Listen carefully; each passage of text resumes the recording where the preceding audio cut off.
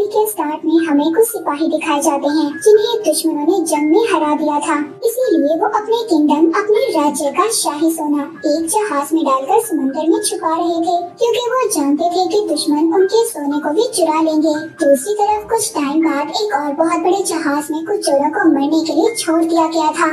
न तो उनके पास खाने के लिए कुछ था और न ही पीने के लिए साफ पानी। उन चोरों का लीडर मरने वाला था, पर तभी वहाँ पर एक तीसरा जहाज आता है जिस जहाज की कैप्टन एक लड़की थी। वो इन लोगों पर तरस खाकर इनको अपने जहाज में बिठा लेती है और इसी तरह 3 महीने गुजर जाते हैं। तभी वहाँ पर एक आदमी उनसे पूछता है कि आखिरकार तुम कौन लोग हो। इस बात पर वो कैप्टन लड़की जवाब देती है कि हम भी चोर ही हैं, लेकिन बस हम लोग सिर्फ जापान के जहाजों को लूटते हैं। इस बात पर वो आदमी कहता है यही तो तुम्हारी गलती है, समुद्री लुटेरे तो हर जहाज को लूटते हैं।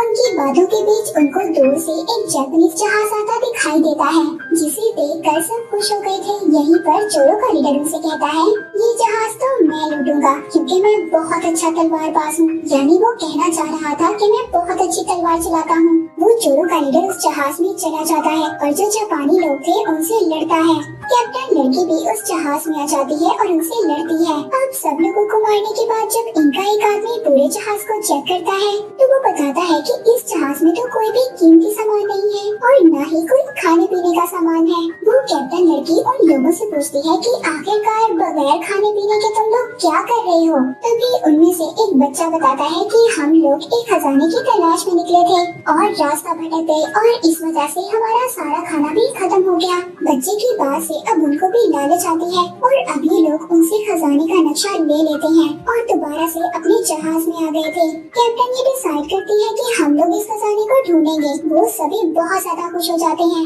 जिसके बाद ये लोग उस नक्शे की मदद से समुद्र के एक किनारे पर पहुंच गए थे। वहाँ पर जो चोरों का लीडर था वो भागते हुए एक जानवर, एक बैल को देखता है। कहता है कि मैं इसको पकड़ूंगा और खाऊंगा, क्योंकि ये लोग सभी काफी दिनों से बहुत ज्यादा भूखे थे। इनके पास खाने का कोई भी सामान नहीं था और ये कहकर वो उस जानवर बैल को मारने के लिए चला जाता है उस जगह जहाँ पर और भी बहुत सारे बैल थे, जो उसे देखते ही उसकी तरफ भागते हैं और उन सबके दरमियान वो फंसकर बाहर निकलने की कोशिश में पहाड़ी से गिर जाता है। उसके साथ ही समझते हैं कि वो मर गया, पर वो जिंदा था और एक पहाड़ी की चोटी से लटका हुआ था, जहाँ उसको हाथी का एक दांत नजर आता है, जिसकी मदद से वो ऊपर भी आ गया था। कैप्टन लड़की दांत को देखकर कहती है इस दांत पर तो खजाने के आगे का रास्ता बना हुआ है। वो लड़की उससे दांत ले लेती है, कहती है कि मैं ही अब कैप्टन हूँ और जिसको मेरे साथ खजाने की तलाश में चलना है चल सकता है। सभी लोग अब लड़की के कहने पर चल रहे थे, क्योंकि उनको उनके लीडर से ज्यादा लड़की पर यकीन था। चोरों का जो लीडर था उसके सभी लोग उस लड़की के साथ बोट में बैठकर चले जाते हैं और वो उधर आइलैंड पर अकेला बच गया था। दूसरी तरफ हमें एक जनरल दिखाया जाता है जो अपने राजा को इस खजाने के बारे में बता रहा था और कहता है कि मैं जानता हूँ कि ये खजाना कहाँ पर है। इधर वो कैप्टन लड़की अपना जहाज रोककर चोरों के लीडर का इंतजार कर रही थी, लेकिन वो नहीं आता। तभी एक आदमी उस लड़की के पास आता है और बताता है कि हाथी का दांत चोरी हो गया है। दांत के बगैर खजाने तक पहुँचना नामुमकिन है, इसीलिए वो दोबारा उसी आइलैंड पर जाती है जहाँ पर वो चोरों के लीडर को छोड़ आई थी। वो उसको एक लकड़ी के घर में मिलता है। लड़की चोरों के लीडर को बहुत मारती है और हाथी के दांत के बारे में पूछती है। वो बताता है कि मैंने ऐसा नहीं किया, मैं क्यों हाथी का दांत चुराऊंगा, मैं तो खुद तुम्हारे जहाज में छुप गया था जिसका तुम्हें पता नहीं चला। अब उनको खबर होती है कि उनका एक साथी दांत चुराकर शहर की तरफ बेचने के लिए भाग गया है। फिर हम उनके साथी उसी चोर को देखते हैं जो दांत चुराकर भाग गया था। तभी वहाँ पर चोरों का लीडर और लड़की भी आ गई थी और आदमी को पकड़ लेते हैं और आखिर उनको दांत भी मिल जाता है। कहानी दोबारा से वहीं से शुरू होती है जहाँ पर राजा और जनरल खजाने के बारे में बात कर रहे थे। जनरल ने सारी बात बताई थी। राजा उससे पूछते हैं कि तुम्हें खजाने का कैसे पता चला। वो बताता है जिस सिपाही ने खजाना छुपाया था मुझे उसकी वाइफ से पता चला है। ये लोग भी अब खजाने की तलाश में निकल जाते हैं।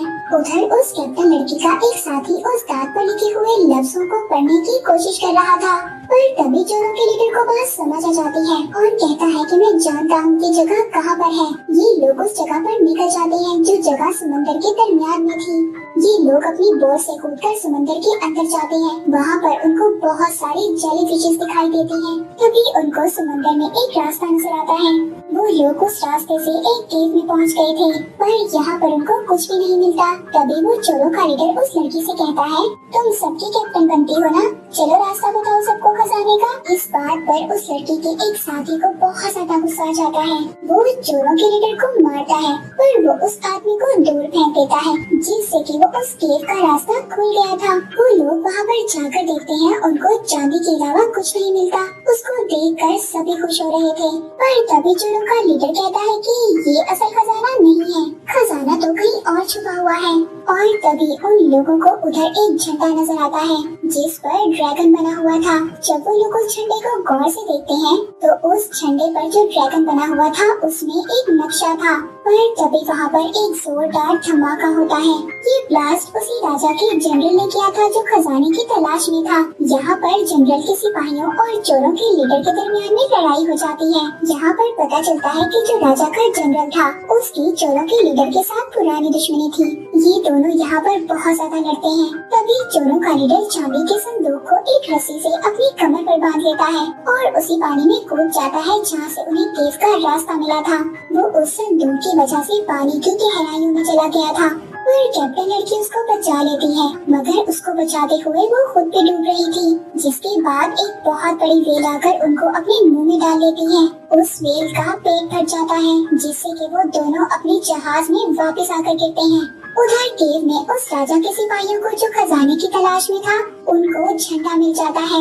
वो समझ गए थे कि असल खजाने का रास्ता यही है। इधर जहाज पर ये लोग भी उस झंडे को लेना चाहते थे।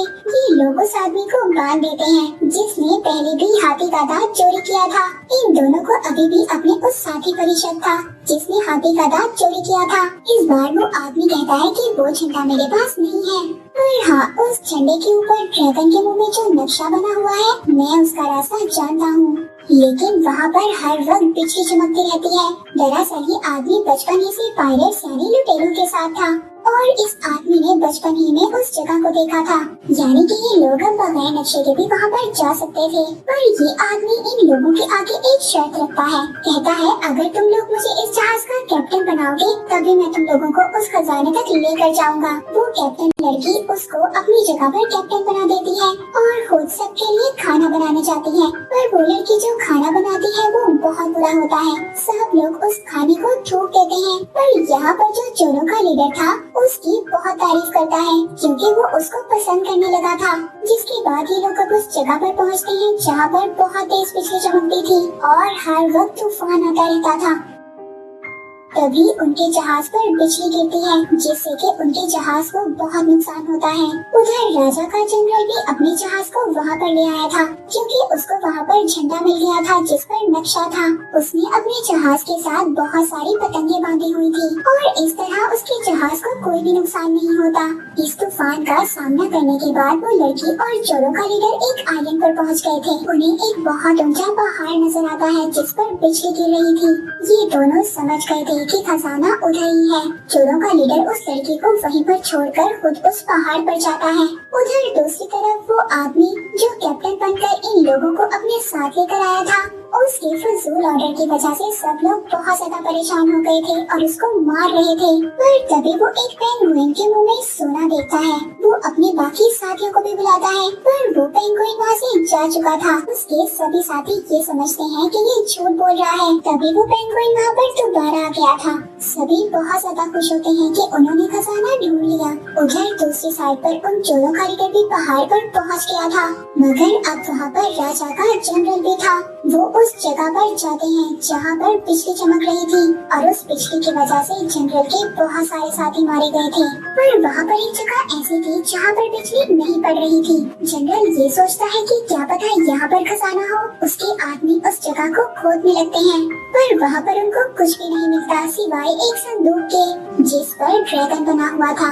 पर तभी ये लोग उस लड़के को भी देख लेते हैं जो चोरों का लीडर था। जनरल के आदमी उस लड़के पर तीर चलाते हैं जिससे कि वो नीचे गिर जाता है। पर उसने अब उस जनरल से ड्रैगन का मास्क चुरा लिया था। वो जनरल से कहता है कि अगर तुम्हें वो मास्क को मुखौटा चाहिए तो तुम्हें मेरे साथ लड़ना होगा।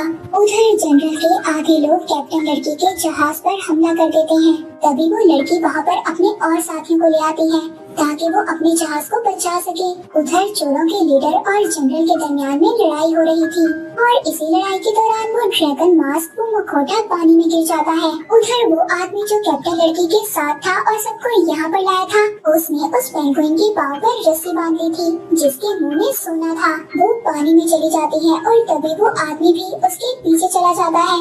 उसको समुद्र में ड्रैगन मास्क भी मिलता है जो पानी में गिर गया था। अब जब वो उस ड्रैगन मास्क को उठाता है तभी उसको अपने सामने वैसे ही केव नजर आता है। वो आदमी जब उस केव में जाता है तो उसको खजाने से भरा हुआ एक जहाज मिलता है। वो उस जहाज को लेकर उस कैप्टन लड़की के पास आ जाता है जो उनकी लीडर थी। उधर चोरों के लीडर और जनरल के दरमियान में लड़ाई हो रही थी पर वहाँ पर तेज बिजली और अपनी तलवार के वार से चोरों के लीडर ने जनरल को मार दिया था। वो चोरों का लीडर उस कैप्टन लड़की के पास आ जाता है जो बहुत ज्यादा जख्मी हो गई थी अपने जहाज को बचाते हुए। इन सबको खजाने से भरा हुआ जहाज मिल गया था और ये सब लोग खजाने को लेकर खुशी खुशी अपने घर जा रहे थे। सब लोग बहुत ज्यादा खुश थे। कैप्टन लड़की और चोरों का लीडर दोनों एक दूसरे को पसंद करने लगे थे और इसी हैप्पी एंडिंग के साथ ये मूवी यहीं पर एंड हो जाती